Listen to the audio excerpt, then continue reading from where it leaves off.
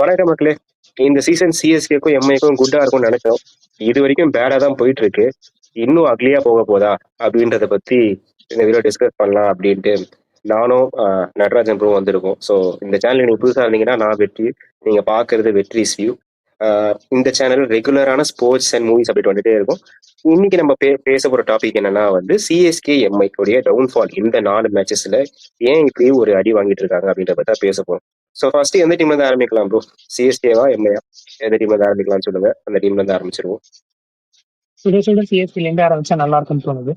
நான் இப்பதான் மேட்ச் பார்த்து அடி வாங்கிட்டு சோகத்துல உட்காந்துட்டு இருக்கேன். ஜிசியோடய நம்ம ரிவ்யூலயே சொன்னோம், ரொம்ப கஷ்டம், எக்ஸ்ட்ராடினரி எஃபெக்ட் போட்டா வந்துதான் ஜெயிக்க முடியும்ட்டு. பட் ரொம்ப ஆர்டினரி எஃபெக்ட் போட்ட மாதிரி தெரிஞ்சது டீம். அதாவது ஜெயிக்கணும்ன்ற இன்டென்ட்டே இல்ல. இப்போ வந்து ஒரு ஜோக்கா வேணா எடுத்துக்கலாம், பட் இதுதான் சீரியஸா வந்து நடக்கணும். இப்போ வந்து எஸ்ஆர்ஹெச் சிஎஸ்கே வந்து மிங்கிள் பண்ணி போட்டணும்னு நினைக்கிறேன். அந்த டீம்ல இருந்து ஒரு 5 பேர், இந்த டீம்ல 5 பேர். ஏன்னா அவன் ரொம்ப இன்டென்ட் காட்டி 150 அவுட் ஆயிடும். இவன் இன்டென்ட்டே காட்டாம 150 தான் அடிக்கிறான் அப்படின்னும் போது என்னடா 2 பேரும் டீம் எடுத்திருக்கீங்க? ஏன்னா ஒரே செட் ஆஃப் பிளேயர்ஸ் மாதிரி இருக்கு. சிஎஸ்கேக்கு வந்து இந்த வின் பண்ணணும்ன்ற ஒரு இன்டென்ட்டே இல்ல ப்ரோ. இப்ப 190 எங்களால அடிக்க முடியாதுங்க, நீங்க கொடுத்த காசு 20 ஓவர் பாத்துட்டு போங்க, உங்களுக்கு போன செட் தான் டோனி வந்து சிக்ஸ் அடிப்பாரு, இது மாதிரிதான் ஆடுறாங்க 4 மேட்ச். இதுல இருந்து அவங்க என்ன பண்ண முடியும்? எனக்கு தெரிஞ்சு இந்த சீசன் முடிஞ்சுன்னு நினைக்கிறேன். இங்க இருந்து அவங்க ரொம்ப கஷ்டம். இல்ல ஏதாச்சும் வாய்ப்புகள் இருக்குன்னு நீங்க நினைக்கிறீங்க? நான் ஃபர்ஸ்ட் இருக்கிற கொஞ்சம் பிளஸ் பத்தி பேசணும்னு ஆசைப்படுறேன் சிஎஸ்கேல. ஸோ ஃபர்ஸ்ட் நான் கலீல் அகமதை சொல்லுவேன். ஏன்னா அவங்களோட பவுலிங் அட்டாக்ல பாத்தீங்கன்னா இன்னைக்கு இருக்கிறதுல எக்கனாமிக்கல் பவுலர் கலீல் அகமது தான். 6.25ல 2 விக்கெட் வேற எடுத்திருக்காரு இந்த இதுல. ஸோ மற்றபடி எனக்கு வந்து நிறைய மைனஸ் தான் தெரியுது. அது ஏன் சிஎஸ்கே இப்படி அவங்க ஸ்ட்ராட்டஜியா இருக்கட்டும், ஏன்னா இவ்வளவு வருஷமா ஒரு சக்சஸ்ஃபுல் டீமா இருந்த சிஎஸ்கே ஏன் இந்த வருஷம் இவ்வளவு பேக்லாக்ஸோட இவ்வளவு ஸ்ட்ராட்டஜி மிஸ்ஸஸோட இருக்காங்க அப்படிங்கிறது தெரியல. அதே மாதிரி இதுல அவங்களுக்கு ரொம்ப வீக்கெண்ட் பாத்தீங்கன்னா அவங்களோட பேட்டிங் தான். இப்ப பாத்தீங்கன்னா அவங்களோட பேட்டிங்ல அவங்களோட ஹையஸ்ட் ஸ்கோரர் இன்னைக்கு விஜய் சங்கர், அவர் வந்து 69 அடிச்சிருக்காரு. பட் அவரோட ஸ்ட்ரைக் ரேட் பாத்தீங்கன்னா 127.78. ஸோ இந்த மாதிரி ஒரு ஸ்ட்ரைக் ரேட்டோட T20ல அதுவும் ஹையஸ்ட் ஸ்கோரரே ஆடி இருக்காருன்னா மீதி பிளேஸ்ல எந்த ஸ்ட்ரைக் ரேட்ல ஆடி இருக்காங்க அப்படிங்கிறது நீங்களே கனெக்ட் பண்ணிக்கோங்க. இதை வச்சு ஒரு இதுல சிஎஸ்கே உடைய யூசுவல் பேட்ஸ்மேன்ஷிப்பே அப்படிதான் இருக்கும். அவங்களுக்கு ஆடின பிளேயர்ஸ், பெரிய பெரிய பிளேயர்ஸ் பாத்தீங்கன்னா ஒரு பத்ரிநாத்தா இருக்கட்டும், மைக் அசியா இருக்கட்டும். ஸோ அவங்களோட பேட்டர்ன் டீம் எடுத்தது கரெக்டா, இல்ல அவங்க கிரவுண்ட்ல டப் பண்ணிட்டாங்களா, இல்லைன்னா வந்து இன்னுமே பழைய காலத்து அவங்க தங்கிட்டாங்களான்ற கொஸ்டின் இருக்கு. ஸோ ஒண்ணு அவங்க எதிர்பார்த்த கிரவுண்ட் அவங்களுக்கு கிடைக்கல. ஏன்னா சிஎஸ்கே உடைய பேட்டர்ன் பிளேயர்ஸ் இப்படிதான் இருப்பாங்க. சிஎஸ்கே கிட்ட நீங்க எந்த காலத்திலுமே வந்து மிடில் ஆர்டர்ல வந்து ஒரு 180 சைக்கிள் அடிக்க பேட்ஸ்மேன் கிடையாது. உங்களுக்கு அப்பயுமே வந்து பாத்தீங்கன்னா மிடில் ஆர்டர்ல யார் இருப்பா? உங்களுக்கு ரைனா ஒருத்தர் அடிப்பாரு, மத்தவங்க எல்லாருமே வந்து சும்மா அப்படி பேட் ஹேங் ரன் பண்ணி ஆற பேட்ஸ்மேன் தான் வச்சிருந்திருக்காங்க அவங்க. ஸோ ராபின் உத்தப்பா எடுக்கும்போது அப்படிதான் எடுத்தாங்க, அந்த இன்டென்ஷன்ல தான் எடுத்தாங்க. ரஹானே எடுக்கும்போது அந்த இன்டென்ஷன்ல தான் எடுத்தாங்க. ராயுடு எடுக்கும்போது அந்த இன்டென்ஷன்ல தான் அவங்க எடுத்தாங்க. ஸோ இவங்கெல்லாம் ஸ்பின்ன நல்லா ஆடுவாங்கப்பா. But end of day strike ரேட்னு பாத்தீங்கன்னா 130 மேக்ஸிமம் இருக்கும். விஜய் சங்கர் அதை அவங்க பண்ண முடியும். எனக்கு என்னன்னா ஒண்ணு, இதுல 2 கொஸ்டின் இருக்கு. ஒண்ணு, சிஎஸ்கே வந்து கிரவுண்ட வந்து அவங்களுக்கு ஏற்ற அசஸ்மெண்ட்ல வச்சுக்கல. இல்லைன்னா சிஎஸ்கே வந்து இன்னுமே ரொம்ப ஓல்ட் ட்ரெண்ட்ல இருக்காங்க. சிஎஸ்கே வந்து இன்னுமே வந்து ஐபிஎல் நம்ம 2014-15 இருக்க மாதிரி ஆடிட்டு இருக்காங்களோ. ஐபிஎல் வந்து ரொம்ப இம்ப்ரூவ் ஆயிடுச்சோ இப்ப. ஏன்னா சின்ன பசங்க தான் இப்போ வந்து ஐபிஎல்ல நீங்க எந்த மேட்ச் எடுத்தாலுமே பேர் தெரியாத ஒரு பையனா இல்ல ஒரு புது பிளேயர் தான் வந்து நல்லா பர்ஃபார்ம் பண்றாங்க எல்லா டீமுக்குமே. இப்போ எல்லா டீமும் அந்த மாதிரி பிளேயர்ஸ் தான் எடுக்கிறாங்க. பட் சிஎஸ்கே என்ன பண்றாங்க அப்படின்னு பாத்தீங்கன்னா வந்து ஓகே, இந்த பிளேயர் கொஞ்சம் எக்ஸ்பீரியன்ஸ் இருக்கு, இங்க வந்தா இந்த பிளேயர் வச்சு நம்ம 170 180 அடிச்சுக்கலாம். ஸோ அந்த ட்ரெண்ட் முடிஞ்சு போயிடுச்சுன்னு நினைக்கிறேன் T20. இன்னுமே அந்த அதே பழைய ட்ரெண்ட்லயே மாட்டிட்டு சிஎஸ்கே கொஞ்சம் கஷ்டப்படுறாங்களோ அப்படின்னு தோணுது. நீங்களும் அதே தான் நினைக்கிறீங்களா இல்ல எப்படி? இல்ல, 100% நான் அதை அக்ரி பண்றேன். ஏன்னா நீங்க பாத்தீங்கன்னா இத்தனை வருஷமா அவங்க ஒரு ஆல்ரெடி எக்ஸ்பீரியன்ஸ் பிளேயர் இல்ல ஏதாச்சும் ஒரு டீம்ல நல்லா பர்ஃபார்ம் பண்ண பிளேயரை கொண்டு வந்து அவங்களுக்கு ஒரு சான்ஸ் வந்து அவங்களை குரூம் பண்ணியிருக்காங்க. ரஹானேவா இருக்கட்டும், ராபின் உத்தப்பாவா இருக்கட்டும். ஏன் ஃபார் எக்ஸாம்பிள் வாட்ஸனே நம்ம ஆர்சிபியில இருக்கும்போது நல்லா ஆடல, அவர் சிஎஸ்கேக்கு சான்ஸ் கொடுத்து அவர் தான் நமக்கு வந்து 2018 கப் வின் பண்றதுக்கு ஒரு மெயின் ரீசனா இருந்தார் 57 கூட சேர்ந்து. ஸோ அந்த மாதிரி ஃபார்முலாஸ் அவங்களுக்கு ஆல்ரெடி ஒர்க் ஆயிருக்கு, நான் இல்லைன்னு சொல்லல. பட் இந்த டைம் அவங்க தீபக் ஹுடாவா இருக்கட்டும், திரிபாத்தியா இருக்கட்டும், இல்ல விஜய் சங்கரா இருக்கட்டும், அஸ்வினா இருக்கட்டும், அவங்க கொண்டு வந்து ட்ரை பண்றாங்க. பட் அது ஒர்க் ஆகலைங்கிறது எவிடென்ட்டா நமக்கு தெரியுது. ஸோ அப்படி தெரியறப்போ ஏன் நம்ம பேக்கப் பிளேஸ் யூஸ் பண்ணக்கூடாது அப்படிங்கிற கேள்வி அடுத்தது வரலாம். ஸோ அந்த கேள்வி வரும்போது திருப்பி அங்க ஒரு கேள்வி என்ன நிக்குதுன்னா, சரி பேக்கப் பிளேஸ் சொல்றீங்க, யார் இருக்காங்க உள்ள? ஸோ அவங்க நியூ ஜென் பிளேயர்ஸ்க்கு போக மாட்டாங்க மீதி டீம்ஸ் மாதிரி. இப்ப உள்ள சித்தார்த்னு ஒருத்தர் இருக்காரு. முகேஷ் சௌத்ரியை நம்ம ஆல்ரெடி பேசினோம், அவர் உள்ள கொண்டு வந்தா ஆல்ரெடி பெர்ஃபார்ம் பண்றாரு பார்க்கலாம் அப்படிங்கிற மாதிரி. அது இந்த மேட்ச்ல பார்த்தோம். 4 ஓவர்ஸ்ல 50 ரன்ஸ் தந்திருக்காரு. பட் அப்படி இருக்கிறப்போ நம்ம ஏன் கம்போதை யூஸ் பண்ண மாட்டோம், ஏன் பதுக்கி வச்சிட்டு இருக்காங்கன்னு எனக்கு தெரியல. ஸோ பதுக்குற அளவுக்கு நம்ம கிட்ட ஸ்ட்ரென்த் இல்ல, நமக்கு யூஸ் பண்ணி தான் ஆகணும் அப்படிங்கிற மாதிரி ஒரு கட்டத்துல அவங்க புதுசா ஒரு ஸ்ட்ராட்டஜி போடலாம். போட்டு அந்த பிளேயர்ஸை உள்ள கொண்டு வந்து ட்ரை பண்ணி பார்க்கலாம். மும்பை அது ஒர்க் ஆச்சு, மீதி டீம்ஸ்க்கும் அது ஒர்க் ஆயிட்டு இருக்கு. ஸோ அந்த ஸ்ட்ராட்டஜியை சென்னை ஏன் ட்ரை பண்ண மாட்டாங்கிறது தான் இங்க பெரிய கேள்விக்குறியாவே இருக்கு. ஸோ தெரியல. எனக்கு என்னன்னா ஃபெயில் ஆனாலுமே இப்ப எப்படின்னா 2020 ரொம்ப ரொம்ப சுமாரான இயர். ஃபெயில் ஆனாலுமே நீங்க ருத்ராஜ் கைக்வாடுக்கு சான்ஸ் கொடுத்தனால தான் அவர் இன்னைக்கு கேப்டனா இருக்காரு. அந்த டைம்ல ருத்ராஜ் கைக்வாட் வந்து ஒரு யங்ஸ்டர். சோ இந்த சீசன்ல நீங்க இதுல இருந்து எத்தனை பேர் வந்து இன்னொரு 3-4 சீசன் இல்ல அதையும் தாண்டி சிஎஸ்கேக்கு ஆட முடியும் நீங்க நினைக்கிறீங்கன்றது எனக்கு தெரியல. ஸோ இப்ப என்னன்னா வந்து உங்களோட பேட்டர்னே தப்பா இருக்கும். இப்ப எப்படின்னா வந்து இப்ப 3 இயர்ஸ் 4 இயர்ஸ்க்கு ஒருத்தர் மெகா ஆக்ஷன் நடக்குது இல்லையா? ஸோ உங்களுடைய அதுல நீங்க ஒரு 3 or 4 பிளேயர்ஸ் ரிட்டைன் பண்ணிக்கலாம். இந்த வருஷம் நீங்க ரிட்டைன் பண்ண பிளேயர்ல பாருங்க, ஜடேஜா உங்களுக்கு T20 இருந்து ரிட்டையர், டோனி உங்களுக்கு T20 இருந்து ரிட்டையர், ருத்ராஜ் கைக்வாட் மட்டும் தான் நம்ம சொன்னோம் லாஸ்ட் டைம்ல அவர் ஒரு பிளேயர் கிடைச்சார் போயிட்டு. டூபே வந்து கொஸ்டினபிள் ரிட்டென்ஷன் தான் எல்லாருமே சொன்னாங்க. டூபே இருக்கணுமா ரிட்டென்ஷன் பண்றதுக்கு வாட்டா அப்படின்னு. அப்ப நீங்க என்ன சொல்றீங்கன்னா என்னோட 4 வருஷம் கழிச்சு எனக்கு ரீடைன் பண்றதுக்கு ப்ராப்பரா என் டீமுக்கு ஒரு பிளேயர் தான் இருக்கான். எதிர் சைடுல நீங்க மும்பையை பாத்தீங்க அப்படின்னா ரிட்டைன் பண்ண 5மே இந்தியன் பிளேயர்ஸ், 5மே உங்க குரூப் ஆன பிளேயர்ஸ். நீங்க ஒரு ஆர்சிபி சைட்ல பாத்தீங்கன்னா அவங்களுக்கும் அதே பிரச்சனை தான் இருந்துச்சு.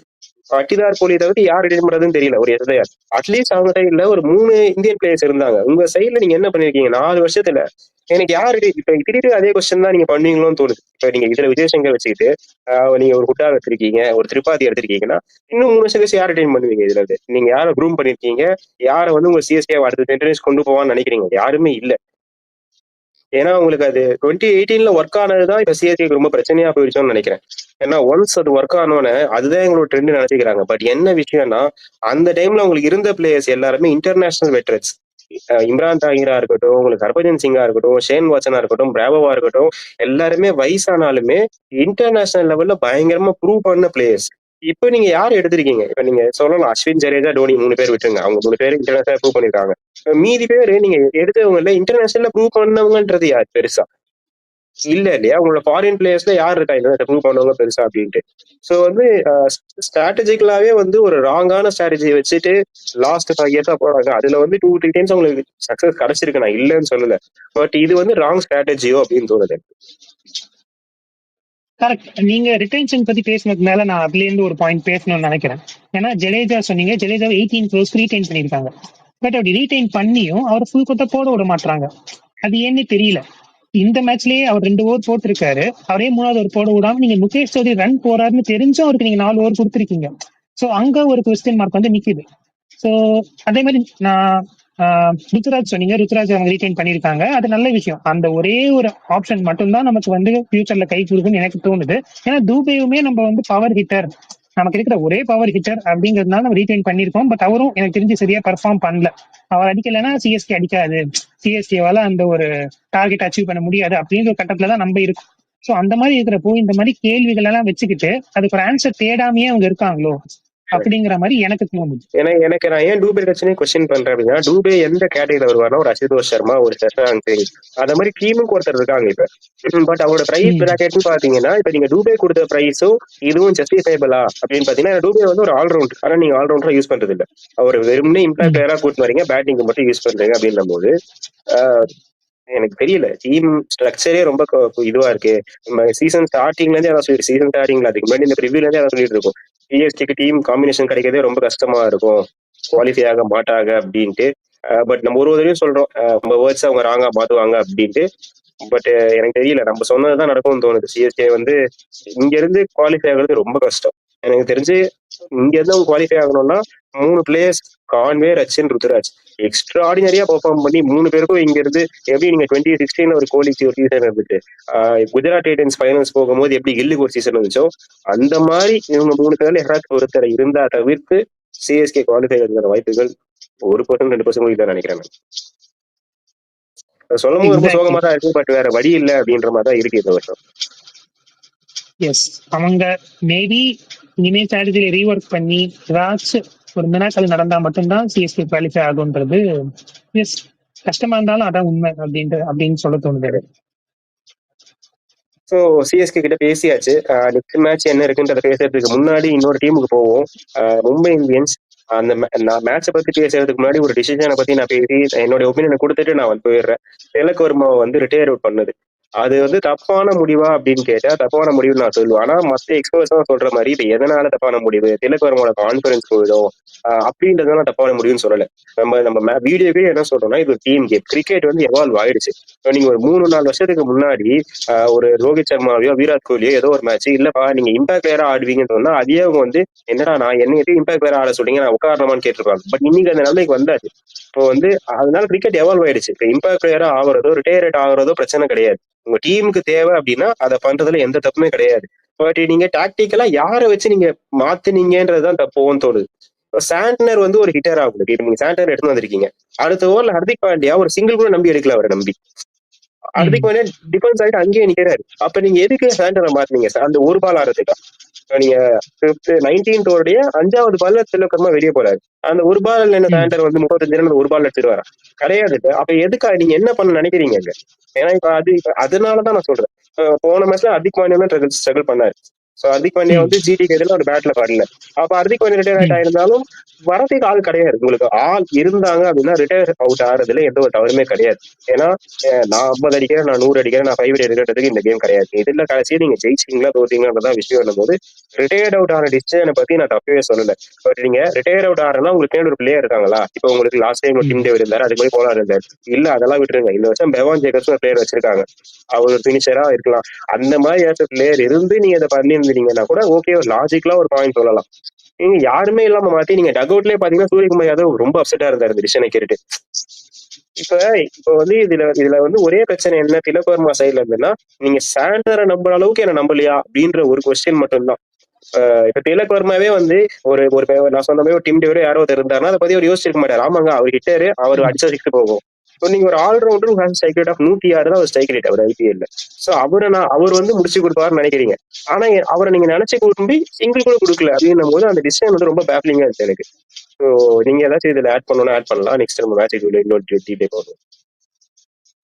பட் இப்போ சரி நான் மும்பை சிஎஸ்கே கம்பேர் பண்ணி நான் இந்த இதுல பேசுறேன். இப்போ சிஎஸ்கே பாத்தீங்கன்னா அவங்களுக்கு ஒரு ஸ்டேபிளான ஒரு 11 இல்ல. பட் அதே சைட் நம்ம எம்ஐ பார்த்தோம்னா போன மேட்ச்ல சூப்பரா பர்ஃபார்ம் பண்ணி ஒரு வின்னிங் கான்பிடன்ஸோட உள்ள வராங்க. ஸோ அவங்களுக்கு டீமும் ஓரளவுக்கு நல்லா இருக்கு. இந்த வாட்டி அவங்க பேட்டிங்கும் நமந்திரும் சரி சூர்யாவும் சரி நல்லாவே அடிச்சு கொடுத்துருக்காங்க. ஒரு கம்ஃபர்டபுள் சுச்சுவேஷன்ல இருந்தாங்க. ஸோ அதே மாதிரி திலக் வர்மா செட்டில் ஆயிருக்காரு. செட்டில் ஆகி ஒரு 23 பால் ஆடின ஒருத்தரை தூக்கிட்டு நீங்க சொன்ன மாதிரி பொலாட் இருந்திருந்தா நீங்க கொண்டு வந்திருக்கலாம். பொலாட் வந்து அடிப்பாரு அப்படிங்கிற நம்பிக்கையோட நீங்க கொண்டு வரலாம். பட் சாண்டரை உள்ள கொண்டு வந்து ஒரு அவருக்கு ஸ்ட்ரைக்கும் கொடுக்காம இவருக்கு பேட்லயும் படாம அங்க அவங்க மாட்டிக்கிட்டாங்களோன்னு தோணுது. அவங்க ஒரு ஸ்ட்ராட்டஜி யோசிச்சிருக்காங்க, அவங்களுக்கு ஒரு தாட் வந்திருக்கு. பட் அது சரியா நடக்காம போயிடுச்சு. அதுதான் இந்த லாஸுக்கான காரணம்னு நான் நினைக்கிறேன். புரியுது. அதே மாதிரி ராஜ்பாபாவோட இன்க்ளூஷன் டீம்ல இல்லையா, அவரை நீங்க வந்து டெபியூ கொடுத்துருக்கீங்க. அவர் ஒரு ஆல்ரவுண்டர். அவருக்கு நீங்க பவுலிங்கும் கொடுக்கல, பேட்டிங்கும் கொடுக்கல. அதே மாதிரி சில பொசிஷன் மிஸ் மேட்சா இருந்துச்சுன்னு தோணுச்சு. நமந்தீர் வந்து would have been more suited to play down the order than Tilak Varma. So நீங்க உங்களுக்கு 2 விக்கெட் விழுந்துச்சு அப்படின்னும் போது நீங்க அந்த இடத்துல திலக் வர்மா கொண்டு வந்திருக்கலாம். ஸோ நீங்க அங்க நமந்தீர் கொண்டு வந்து நல்லா பர்ஃபார்ம் பண்ணாரு, அதுல எந்த குறையுமே இல்லை. பட் நமந்தீர் வந்து வந்தோடனே அவரை அடிக்க முடியும். இவர் வந்து better batsman of spin Tilak வர்மான்றது நம்ம எல்லாருக்குமே தெரியும். அப்படின்னும் போது மேபி அங்க ஒரு சின்னதா ஒரு மிஸ் பண்ணிட்டாங்களோ. திலக் வர்மாவை முதல்ல கொண்டு வந்துட்டு பாட்டம்ல நமந்தீர் இருந்தவன ஒத்துந்திருப்பார். நமந்தீர் இப்ப ரிட்டையர் பண்ணிட்டு நமந்தீர் உள்ள வைப்பேன். ஏன்னா நமந்தீர் வந்தவனே அடிக்கிற அந்த கெப்பாசிட்டி அவருக்கு இருக்கு. சோ அந்த இடத்துல டாக்டிக்கலா மிஸ் பண்ணிட்டாங்களோ அப்படின்னு தோணுச்சு எனக்கு மும்பை இந்தியன்ஸ். ஏன்னா வந்து அவங்களுக்கு இருக்க சைடுக்கு அவங்க டாக்டிக்கலா ஒரு மேட்ச்சும் தப்பா பண்றாங்க. டாக்டிக்கலா தப்பா பண்ணியே தோக்குறாங்களோ அப்படின்னு தோணுச்சு. அதனால டாக்டிக்கலா மும்பை என்ன பெட்டரா பண்ணலாம். ஏன்னா இன்னுமே I think Mumbai can qualify. உங்க டிஎஸ்கே சொன்ன மாதிரி நான் ஹோப்பே இல்லைன்னு நான் சொல்லல. இன்னுமே I think Mumbai can qualify. But டாக்டிக்கலா ஒரு கேமும் ஏதோ ஒரு டிசிஷன் தப்பா பண்றாங்களோன்னு தோணுது. நீங்க அதை பத்தி என்ன நினைக்கிறீங்க? என்ன கேட்டீங்கன்னா நான் சூர்யா ஒன் டவுன் வரதுக்கு நான் 100% புஷ் பண்ண பார்ப்பேன். ஏன்னா சூர்யா ஒன் டவுன் வந்தாதான் டீமுக்கு ஒரு ஆங்கர் ரோல் பிளே பண்ண முடியும். எப்படி இந்தியாவுக்கு கோலி வராரோ அந்த மாதிரி மும்பைக்கு சூர்யா ஒன் டவுன் வந்தா டீமுக்கு அந்த ஒரு ஸ்ட்ரக்சரே நல்லா இருக்கும். ஸோ ஒன் டவுன் சூர்யா வந்துட்டு 2 டவுன் திலக் வந்தா அங்க அவங்க 2 பேரும் தான் அந்த மும்பை இந்தியன்ஸோட பேட்டிங் ஆர்டர்லயே ஒரு ப்ராப்பர் ஆங்கர் ரோல் பிளே பண்ற பேட்ஸ்மேன் அப்ப நான் உங்களுக்கு நம்புறேன். அந்த ஸோ டாப் அதனால ஆர்டர்ல 2 ஃபாரின் பேட்ஸ்மேனுக்கு வேற ரோல் கொடுக்க முடியாது இல்லையா? பேபி அவங்க என்ன நினைக்கிறாங்கன்னா Tilak and Surya can adjust. But வந்து மீதி இருக்க ரிக்கல்ட் என்ன நீங்க ஆடினா ஓப்பனாக தான் ஆடி ஆடணும். அட்லீஸ்ட் விஜய் நீங்க சொல்லலாம் நான் வந்து டாப்ல ஆடுற மிட்ல. இப்ப நீங்க வந்து அப்ப விஜய்க்கு ஆடாம இருப்பீங்களா நீங்க? ஏன்னா வந்து இப்ப நீங்க திலக் 3 சாரி திலக் 4 சூர்யா 2 3ன்னு சொல்லிட்டீங்க அப்படின்னா நீங்க வந்து அப்ப ரோஹித் சர்மா இந்த ஒரு மேட்ச் இல்ல. பட் நெக்ஸ்ட் மேட்ச் வந்துருவாரு இல்லையா? அவர் வந்தாருன்னா அவர் அவர் ஓபன் பண்ணுவார். நம்ம சொன்ன ஒரு பில்லர்ல ஆடணும். பட் அவர் தான் ஓபன் பண்ண போறாரு. அப்படின்னும் போது அவங்க ரிசோர்ஸை வந்து அவங்களால இந்த வருஷம் சரியா மேனேஜ் பண்ண முடியும்னு நினைக்கிறீங்களா நீங்க? ஏன்னா நான் அவங்க முதல்ல நினைச்சது ரிக்கல்டன் ஒரு பேக்கப் ஓபனர் விஜயாசா போகணும்னு நினைச்ச ஆப்ஷன்ல அவங்க போன போது. பட் ரிக்கல்டனோட ஃபார்ம் அவங்க யூஸ் பண்ணிக்கணும்னு நினைக்கிறாங்க. அதுல தப்புமே இல்ல. ரெண்டு பேரையுமே சைட்ல ஆடுற அந்த இடம் இருக்கு அவங்களுக்கு. ஏன்னா நான் இப்போ கேட்டீங்கன்னா வில்ஜாக்ஸ் சரியா ஆட மாட்டாருங்கிற காரணத்தினால நான் வில்ஜாக்ஸை டிராப் பண்ணிட்டு ரோஹித்தை திருப்பி ஓபன் பண்ண வச்சேன்னா நான் அந்த பொலார்ட் ரோல் பிளே பண்றதுக்கு நீங்க சொன்ன மாதிரி ஜேக்கப்ஸ் ஒரு ஆப்ஷன் தருவேன். ஸோ அங்க அவங்களுக்கு பேக் எண்ட்ல ஒரு ஃபயர் இருக்கும். ஸோ டீம் வந்து ஓரளவுக்கு பார்க்கவே பவர்ஃபுல்லா தெரியும். ஸோ ஆப்போனன்ட் பவுலர்ஸ்க்கு ஒரு பயம் வரும். ஏன்னா இப்ப நீங்க வில்ஜாக்ஸ் எங்க பிளேஸ் பண்றதுன்னு ரோஹித் சர்மா வந்தா ஒரு கன்ஃபியூஷன் வரும். நீங்க அதனால சூர்யாவையும் திலக்கோட பொசிஷனையும் புஷ் பண்ணீங்கன்னா அது அவங்க பேட்டிங் ஆடுற பேட்டிங் பொசிஷன்ஸை அஃபெக்ட் பண்ணும். ஸோ அது டீமுக்கு தான் இன்டெரக்டா அஃபெக்ட் ஆகும். ஸோ அதனால அவங்களுக்கு இது செட் ஆயிடுச்சு, இதான் அவங்களோட பெர்ஃபெக்ட் பொசிஷன்ஸ் அப்படின்னா அந்த இடத்துல அவங்க பிளேஸ் பண்ணிட்டு வந்து சாண்ட்லர் வந்து எதிர்பார்த்த அளவுக்கு இம்பாக்ட் கொடுக்கல அப்படின்னும் போது வில்ஜாக்ஸ் டவுன் ஆர்டர் ஆடிட்டு சாண்ட்லருக்கு பதிலாக பெவான் ஜேக்கப் ட்ரை பண்றதுக்கு வாய்ப்புகள் இருக்கும்னு நினைக்கிறீங்களா? ஏன்னா எதிர்பார்த்த அளவுக்கு சாண்ட்லர் போடல. இப்ப நீங்க ஆல்ரெடி உங்களுக்கு விக்னேஷ் புத்தூர் 4 ஓவர் ஸ்பின் கொடுக்க போறாரு. நீங்க சாண்ட்லர் வச்சு அவர் என்ன 4 ஓவர்ஸ் பார்ட்டி கொடுக்கறாருன்னா வில்ஜாக்ஸ் போறவங்க கிட்டத்தட்ட அதே தான் போக போகுது. மேபி 4 ஓவர்ஸ் 35 போகலாம் அப்படின்னும் போது சாண்ட்லர் வந்து எந்த இம்பாக்டுக்காக அவங்க எடுத்தாங்களோ அந்த இம்பாக்ட் இல்லையோன்னு தோணுது.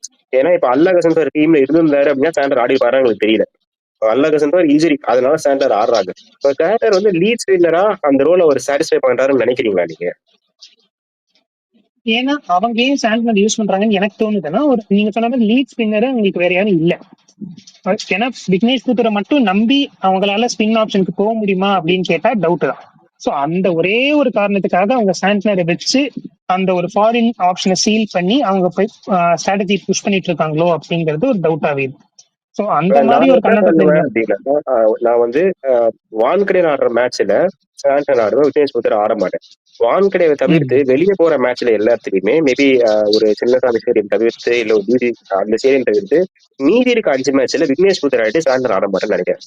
ஏன்னா வந்து இப்ப உங்களுக்கு விக்னேஷ் புத்தூர் வந்து வான்கடை சைடுல அடி வாங்கிறதுக்கான ஆப்ஷன் சரியா இருக்கு. நீங்க அந்த ஏகேஆர் மேட்ச்ல கூட பாத்தீங்கன்னா வந்து அவர் அடிச்சாங்க 2 ஓவர் 20 ரன் 20 ரன் போயிட்டாரு. எல்லா சின்னமே போறாங்க, நான் இல்லைன்னு சொல்லல. நான் என்ன நினைக்கிறேன் அப்படின்னா வந்து வில்ஜாக்ஸ் வந்து டீம் வந்து டிராப் பண்ண வேண்டாமோ, ஏன்னா அவரால் அந்த ஸ்பின் போட முடியும். And he had the impact. எனக்கு இன்னுமே வந்து வில்ஜாக்ஸை டிராப் பண்றது சரியா இருக்குமா அப்படின்றது தெரியல. ஏன்னா வந்து அவரால் மேட்ச் இப்ப 14 மேட்ச் இல்ல அவர் எல்லா மேட்ச் அடிப்பாரான்னு தெரியாது. அட்லீஸ்ட் ஒரு 2-3 மேட்ச் அவர் சோலோவா ஜெயிச்சு கொடுக்க முடியும் அப்படின்ற அந்த இம்பாக்ட் அவர்கிட்ட இருக்கு. இப்போ இந்த சிச்சுவேஷன்ல இந்த பிச் கண்டிஷன்ல சாண்டரால 2-3 மேட்ச் சோலோவா ஜெயிச்சு கொடுக்க முடியுமா மும்பைக்கு அப்படின்னு கேட்டீங்கன்னா என்னுடைய ஆன்சர் வந்து இல்ல. அவரால் சப்போர்ட்டிங் ரோல் தான் பண்ண முடியும். அப்படின்னால it's better to drop Santner instead of Will Jacks அப்படின்னு நினைக்கிறேன். கண்டிப்பா அவங்க ட்ரை பண்ணி பார்க்கறது தப்பு இல்ல. பட் இன்னொரு பெரிய தலைவலி அவங்களுக்கு எப்ப வரும்னா பும்ரா உள்ள வரும்போது தான். சோ அப்போ அவங்களோட பிளேயிங் லெவனை எப்படி அவங்க மாத்துறாங்க, எந்த பிளேயரை வெளில கொண்டு போறாங்க அப்படின்றது ஒரு கொஸ்டினா வந்து நிக்கும். பட் எனக்கு தெரிஞ்சு அஸ்வினி குமார் தான் வந்து வில் கோ அவுட். நல்லா போட்டிருக்காரு இல்லைன்னு சொல்லல. பட் பும்ரா வரும்போது வேற ஆப்ஷன் கிடையாது. எஸ், அப்போ அந்த அவங்க ஒரு டிசிஷன் எடுத்தாகணும். மேபி அப்ப வரும்போது நீங்க சொன்ன மாதிரி சாண்ட்னரை புட்டூரை கொஞ்சம் மாத்தி மாத்தி அவங்க ட்ரை பண்ணி வில்ஜாக்ஸையே ஃபுல்லா அவங்க வந்து டாப் ஆர்டர்ல ஓபன் பண்ண வைக்காம மிடில்ல இல்லைன்னா பேக் எண்ட்ல ஒரு ரோல் பண்ண விட்டு டீமுக்கு அந்த ஒரு ஸ்ட்ரக்சர் அஃபெக்ட் ஆகாம ஒரு பிளேயிங் லெவனை வச்சாங்கன்னா மும்பை கண்டிப்பா குவாலிஃபை ஆகும் அப்படின்றது என்னோட கருத்து. சோ நான் ஒரு கொஸ்டின் கேட்கிறேன் ஆக்சுவலா திருப்பி. மேபி மும்பை வந்து டிம் டேவிடை விட்டுட்டு வில்ஜாக்ஸ் எடுத்தது கொஞ்சம் தவறான முடிவாயிடுச்சு. இப்ப அவங்களுக்கு பேக் ஃபயர் ஆகணும். ஏன்னா வந்து அவங்களுக்கு தேவையான பொசிஷனை டிம் டேவிட் போலாட் பண்ணாருன்னு நான் சொல்லல. Will Jacks is better batsman. அதுல நான் எந்த குறையுமே சொல்றேன். நான் என்ன சொல்றேன் அப்படின்னா வந்து இப்போ மும்பைக்கு தேவை வந்து டாப் ஆர்டர்ல அவங்களுக்கு 4 பேட்ஸ்மேன் இருக்காங்க. உங்களுக்கு ரோஹித் சர்மா, திலக் வர்மா, சூரியகுமார் யாதவ் கண்டிப்பா ஆட தான் போறாங்க. வில்ஜாக்ஸ் நீங்க ஓப்பனர் தான் எடுத்தீங்க அப்ப. பட் ரிக்கல்டனை நீங்க எடுக்க போறீங்க, ரிக்கல்டனுக்கு நீங்க சான்ஸ் கொடுக்க போறீங்கன்னு நினைச்சிருந்தீங்கன்னா மேபி அவங்க பெட்டரா வந்து டிண்டு அடிக்க போயிருந்துக்கலாமோ அப்படின்ற எண்ணம் இப்ப தோணுது. ஏன்னா இவங்க போய் கையெல்லாம் கொடுத்துட்டு வந்து அப்ப நிறைய எல்லாம் லாசி மேட்ச் கேள்விட்டாங்க, யாருப்பா நீங்க விஜய் சொல்லி டிம்பர் வாங்குறீங்கன்ட்டு. பட் இப்போ வந்து அப்படியே ரிவர்ஸ் பெர்ஃபார்ம் ஆயிட்டு இப்ப டிம்பர் வந்து நல்லா பெர்ஃபார்ம் பண்ணிட்டு இருக்காரு ஆர்சிபிக்கு. இவங்க வந்து சுமாரா பெர்ஃபார்ம் பண்றாங்க. ஏன் ஆர்சிபி எம்ஐ பத்தி பேசுறாங்கன்னா அவங்களுக்கு அடுத்த மேட்ச் இருக்கு, அதுக்குள்ள போவோம். அதுக்கு முன்னாடி எம்ஐயோடைய இந்த 4 மேட்ச் ஏதாச்சும் பாசிட்டிவ்ஸ் நீங்க ஆட் பண்ண நினைச்சீங்கன்னா ஆட் பண்ணலாம், இல்லைன்னா we'll go to the match. நான் வந்து கண்டிப்பா இவரை சொல்லுவேன். ஐயோ அவர் பேர் என்ன, ரயன் ரிக்கல்டன் நான் சொல்லுவேன். ஏன்னா ரயன் ரிக்கல்டன் ஃபர்ஸ்ட் மேட்ச்ல படாம இருந்துச்சு, பட் அதுக்கப்புறம் கொஞ்சம் அவர் அந்த ஃபார்முக்கு வர ஆரம்பிக்கிறாரோ அப்படின்னு தோணுது. ஸோ அவருக்கு நம்ம கரெக்டான இது கொடுத்தா அவர் பெர்ஃபார்ம் பண்ணுவாரு ஓப்பனிங்ல ரோஹித் சர்மா கூட. ஸோ அந்த ஒரு பேர் பார்க்க நல்லா இருக்கும் அப்படின்னு என்னோட கருத்து. பட் அதே மாதிரி சூர்யா மறுபடியும் பழைய மாதிரி அடிக்க ஆரம்பிக்கிறது பழைய பன்னீர்செல்வம் பாக்குற மாதிரி இருக்கு. ஸோ அது மும்பைக்கு ரொம்பவே ஹெல்ப்ஃபுல்லா இருக்கும் அப்படின்னு தோணுது. எனக்கு என்னன்னா இந்த வருஷம் ஆக்சுவலா சூர்யா வந்து ரன்ஸ் எல்லா மேட்சுமே அடிச்சிருக்காரு. அவர் எந்த மேட்சுமே சிங்கிள் டிஜிட் அவுட் ஆகல. பட் என்ன ஒரு விஷயம் அவர் மிஸ் பண்றாருன்னா சூரியகுமார் அடிச்சா மேட்ச் முடிச்சு கொடுத்துருவாருன்ற எண்ணம். இந்த வருஷம் அந்த முடிச்சு கொடுக்க முடியல அவரால். நீங்க லாஸ்ட் 2 மேட்ச்ல பாத்தீங்க அப்படின்னா வந்து கேகேஆர் மேட்ச் அவர் லாஸ்ட்ல வந்து ஜெயிச்சு கொடுத்தாரு. அதுக்கு முன்னாடி மேட்ச் உங்களுக்கு தோக்கும் போது பாத்தீங்கன்னா வந்து ஒரு 48 சம்திங்ல பேட்டிங் ஆடிட்டு இருந்தாரு, அதனால பினிஷ் பண்ணி கொடுக்க முடியல. இந்த மேட்ச்ல 55 சம்திங் பேட்டிங் ஆடிட்டு இருந்து பினிஷ் பண்ணி கொடுக்க முடியல. சூர்யா கிட்ட அந்த ரன்ஸ் அவர்கிட்ட இருந்து வருது. பட் சூர்யா அடிச்சா ஜெயிச்சிருவாங்க அப்படின்ற ஒரு விஷயம் தான் நடக்கல இந்த வருஷம் தோணுது. ஏன்னா வந்து மேபி இது வந்து அவர் ஒருத்தரால மட்டும் ஜெயிச்சிட முடியாது. Someone has to support from other end. அந்த சப்போர்ட் வந்து எனக்கு தெரிஞ்சு வான்கடே பிச்சர்ல அவங்க ஆடுற 7 கேம் ரொம்ப இம்பார்ட்டன்ட்னு நினைக்கிறேன். இப்ப அந்த 7 கேம்ல நீங்க சொன்ன மாதிரி ரயன் ரிக்கல்டன் கன்சிஸ்டன்டாவே பர்ஃபார்ம் பண்ணுவாரு எனக்கு தோணுது. ரயன் ரிக்கல்டன் வந்து அங்க பேட்டிங் ஆட என்ஜாய் பண்ணுவாரு நான் நினைக்கிறேன். If Will Jacks comes good for them, Tilak Varma வந்து அவர் கன்சிஸ்டன்டா ஆடதான் போறாரு. அவர் ரன் அடிக்காம இருக்க போறது கிடையாது, கன்சிஸ்டன்டா அவர் ரன் அடிக்க தான் போறாரு. பட் எந்த அளவுக்கு இம்பாக்ட் கிரியேட் பண்ணுவாருன்றதா ஒரு கொஸ்டின் இருக்கு. ஏன்னா இந்த வருஷம் அவர் எல்லா மேட்சும் அடிச்சிருக்காரு, பட் அந்த அளவுக்கு ஸ்ட்ரைக் ரேட் வரல அவருக்கு. இதுதான் வந்து உண்மை. அப்படின்னும் போது வில்ஜாக்ஸ் மட்டும் ஃபார்முக்கு வந்துட்டாங்க அப்படின்னா Mumbai Indians will have a chance to qualify. Okay, CSK எம்ஐயோடைய ஃபர்ஸ்ட் 4 மேட்ச் பத்தி பேசியாச்சு. பேசுனதுக்கு நெகட்டிவ்ஸ் தான் நிறைய இருந்திருக்கு, பாசிட்டிவ்ஸ் ரொம்ப கம்மியா தான் இருக்கு. இதை தவிர்த்து பாசிட்டிவ்ஸ் நெகட்டிவ்ஸ் ஏதாச்சும் உங்களுக்கு தெரிஞ்ச வியூவர்ஸ்க்கு அப்படின்னு நினைச்சீங்கன்னா கமெண்ட் தாராளமா போடலாம். இவங்க டிஃபர்ல குவாலிஃபை ஆவாங்க நினைக்கிறீங்களா? உங்களுடைய கருத்துக்கள் எல்லாமே ஆல்வேஸ் வெல்கம். உங்க கருத்துக்களை படிச்சு நாங்களும் தெரிஞ்சுக்கிறோம். இதே மாதிரி வீடியோஸ் ரெகுலரா பார்க்க மறக்காம வெற்றி செய்ய சப்ஸ்கிரைப் பண்ணிக்கோங்க. உங்களை அடுத்த வீடியோல பாக்குறேன். இது வரைக்கும் தேங்க்யூ ஃப்ரம் தீபன்.